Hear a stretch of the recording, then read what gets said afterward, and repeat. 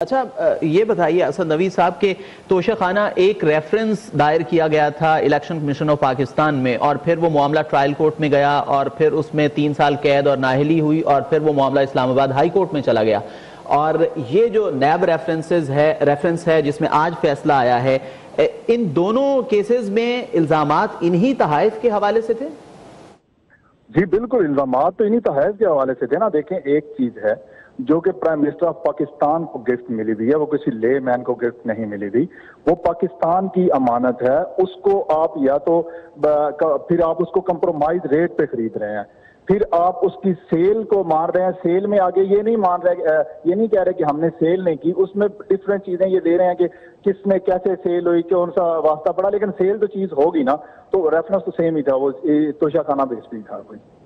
अच्छा असद साहब, एक और मामला जिस पे अभी बात भी हो रही है कि बानी पीटीआई ने अपना जो 342 का बयान था वो रिकॉर्ड नहीं कराया, और जज साहब ने उनसे पूछा भी तो उन्होंने कहा कि वो कमरे में है और फिर जो फैसला है वो सुनाया गया। तो ये कितना अहम होता है ये बयान, और इसके केस की शफाफियत पर, ट्रायल की शफाफियत पर कोई असरात होते हैं क्या?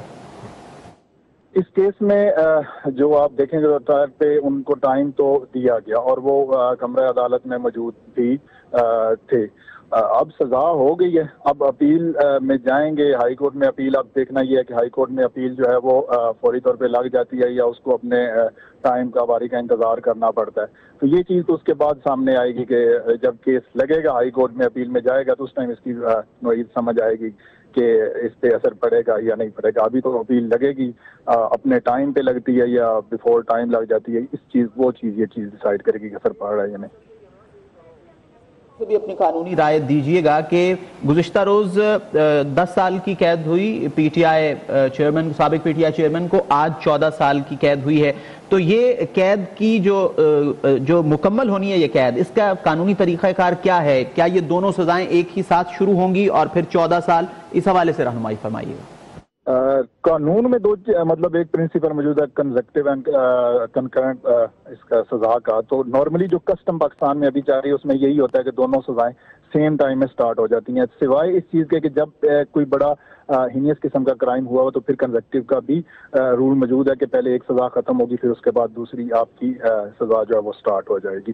तो उसमें कानून बहुत वाज़ेह है, लेकिन कस्टम हमारी पाकिस्तान में यही चल रही है कि दोनों सजाएं सेम टाइम पे होती हैं, लेकिन साथ साथ कंसेक्टिव का भी है कि एक सजा खत्म होगी फिर दूसरी सजा में स्टार्ट होगी। अच्छा असद साहब, ये फरमाइए 2017 में जो नवाज शरीफ साहब को सजाएं हुई थी, क्या उसमें भी ये मामला था कि 2 सजाएं थीं और वे फिर उसको जिस तरह आप बता रहे हैं कि एक साथ वो सजाएं शुरू हुई, ये उस मामले में ऐसा था? वो मामला इस टाइम अभी तक मेरे माइंड में नहीं आ रहा, लेकिन आप बेसिक रूल जो है उसको आप समझे कि 2 ही चीजें हैं। कस्टम चल रही है कि कंकरेंट उसी में हम चला देते हैं, चली जाती है चीज, और दूसरा एक ही टाइम पे दोनों सजाएं स्टार्ट हो जाती हैं। लेकिन रूल ये 100% मौजूद है कि जब हीनियस किस्म का क्राइम हुआ, बहुत बड़ा क्रिमिनल हो, तो उस टाइम आप उसको पहले एक सजा खत्म होगी फिर उसकी दूसरी सजा स्टार्ट होगी।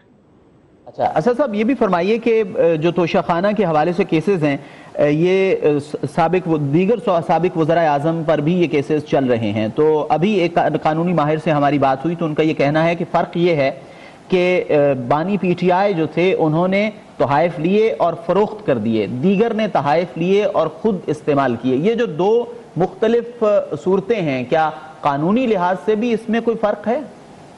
एग्जैक्टली, इसमें बहुत डिफरेंस है। आप देखें कि एक रेयर चीज है, exclusive prime minister of Pakistan के लिए है, वो उसको कंप्रोमाइज रेट पे बेशक ले लेते हैं, लेकर वो खुद यूज करते हैं।